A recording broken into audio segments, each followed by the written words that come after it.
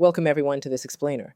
Look, if you're a parent or caregiver trying to navigate the clinical journey for a child showing signs of developmental delay, you are in the exact right place. Let's just jump right into it, shall we? We know that noticing your kiddo might be developing a little differently can bring up an absolute whirlwind of emotions. But honestly, taking that first step to seek clarity is literally one of the most powerful and loving things you can do. So today, we're going to break down the entire neurodevelopmental assessment process step by step. We want you to know exactly what to expect, and most importantly, how to really champion your child's needs.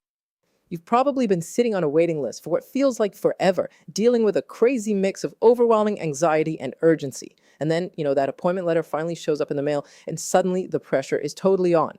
How in the world do you make sure you don't forget anything crucial? Well, in this explainer, we're going to take those vague worries and all that waiting room stress and turn them into concrete, shared problem solving with your medical team. So, here's our roadmap for today. First, navigating the assessment pathway. Second, preparing for your appointment. Third, inside the assessment room. And finally, advocating for your child. Let's get to it. Starting with section 1, navigating the assessment pathway. Okay, so in the UK, the pathways can actually vary quite a bit depending on exactly where you live. Usually the most common route is an NHS referral through your GP, or you might end up utilizing the right to choose pathway.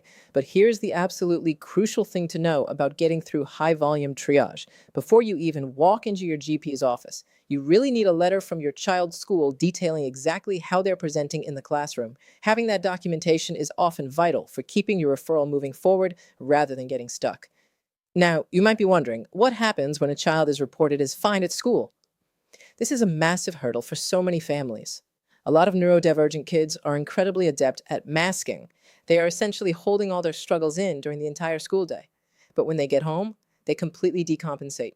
They might be having intense meltdowns simply because of the severe sensory overload they've been enduring all day long. If a clinician is just relying on a school report that says everything is perfectly fine, your referral can literally stall out right there. So what do you do if your kid is masking at school? Or, what if they're home educated and you just don't have that traditional teacher's report? Don't panic. Clinicians actually actively seek out supporting information from alternative everyday settings.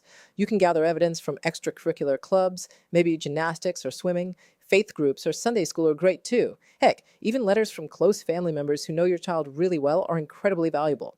The point is, your child still deserves and will receive a full objective assessment regardless of whether you have that standard school paperwork. Moving on to section 2, preparing for your appointment.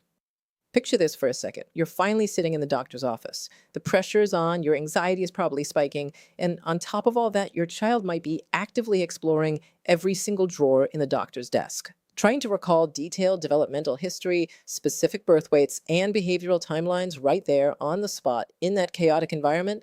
It is genuinely so hard. That is exactly why arriving organized and supported is, without a doubt, your absolute most powerful tool. To help you build a rock-solid game plan, consultant pediatrician Dr. Inyang Takon actually recommends a very specific 5-step checklist for what you absolutely must document before you even step foot in the clinic. Let's break these down real quick to make sure you leave that appointment knowing the doctors have exactly what they need. Let's deep dive into those first 3 steps. First, write down exactly when the behavior started, who noticed them, and if there's any sort of pattern. Second, track down those early milestones and specific birth weights, because trust me, you will absolutely forget them in the heat of the moment. And third, crucially, gather your family history. Because neurodevelopmental conditions are highly heritable, exploring family history is just a standard, completely non-judgmental clinical step. Are there traits in the parents or siblings that maybe went undiagnosed just because awareness wasn't there back in the day? Think about it and write it down. Okay, moving on to steps 4 and 5. You've got to dig out those old reports and really read between the lines. Did the nursery constantly send you home with accident slips? Or did teachers make subtle little comments like, "Oh, he's just so busy," or "she falls over a lot"? These aren't just one-off events. They actually build a pattern of behavior, pointing to things like hyperactivity or sensory issues. Finally, step 5, write down your own questions. You need to ask the doctor about timelines, pathway clarity, and specifically say, what can we do to support our child while we wait for this assessment to conclude? Seriously, do not leave that room with unanswered questions. Now, here is a massive pro tip for you. If sitting down and writing pages of notes just isn't accessible for you, maybe you're a neurodivergent parent managing your own executive function challenges, that is perfectly fine. Voice notes, like leaving yourself a quick WhatsApp audio memo, are brilliant substitutes for capturing observations right in the moment. And bring short video clips. A 10-second video of a behavior or a specific movement communicates so much more to a clinician than words ever could, especially when those behaviors are intermittent and might not happen in the clinic. And here is another vital piece of advice. This one from consultant's pediatrician Dr. Ngozi Oluwanye. Do not go alone. Take a trusted partner, a friend, a grandparent, whoever. They can help you remember what the doctor said, speak up if you get overwhelmed, and provide a super helpful second perspective on your child's history, all while you're busy managing your kid in the room. All right, let's move to section 3, inside the assessment room. So what actually happens in there? Well, the approach varies significantly depending on the condition being assessed.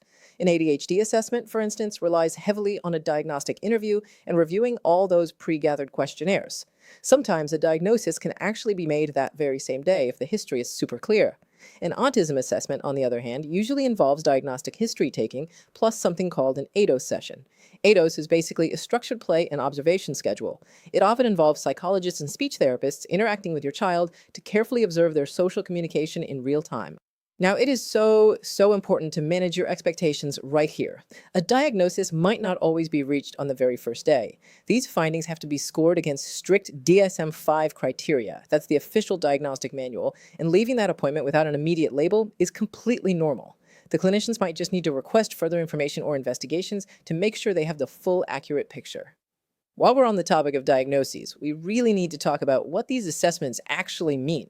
We've got to disarm that cultural stigma and the totally pervasive myth that a child's struggles are somehow due to laziness or bad parenting. That is just not true. Neurodiversity is simply the biological reality that brains are naturally wired in different ways. Variations like autism, ADHD, or dyslexia, they are not something broken that needs fixing. They're just highly heritable differences, which, by the way, is exactly why digging into your family history was so important back in step 3. And that brings us to our final section, section 4, advocating for your child. Dr. Oluwanye perfectly describes advocating through developmental delay as the long haul. It is absolutely not a sprint. In these overstretched and sometimes confusing healthcare systems, getting the label alone doesn't magically unlock support overnight. You have to use your voice calmly and strategically. It means practicing healthy persistence. You know, following up when referrals go quiet, asking for clarity when you don't understand the clinical jargon, and absolutely seeking second opinions if your gut instincts are being ignored. But listen, to advocate effectively over the long haul, you have got to sustain yourself. Advocacy that is rooted in sheer exhaustion and fear, it quickly becomes brittle. Prioritizing your own sleep, nutrition, and mental health isn't some luxury you don't have time for. It is literally an active part of your child's care plan. Refuse isolation. Join parent networks or community groups. Share the load with your partner or your family. And crucially, please make time to just laugh and play with your child. Remind yourself that your relationship is about so much more than just appointments and medical reports. Always remember this. You are the ultimate expert on your child. Both of our experts, Dr. Oluwanye and Dr. Tacone, emphasize that a parent's instincts are never an inconvenience to doctors. They're actually a vital piece of the clinical puzzle. Your close, daily, intuitive knowledge of your child, when combined with professional clinical tests, is what ultimately shapes the most accurate and compassionate plan for their future. Do not let anyone minimize your expertise. Your daily observations are just as powerful as any of the tools used in that clinic. Which brings us to a final, really important question for you to think about today. What specific, unique details will you start documenting today to help unlock your child's future? Seriously, grab your phone right now, open a voice note, or grab a pen and start building that picture. Thank you so much for joining me for this explainer. Stay focused, stay empowered, and keep advocating. You've got this.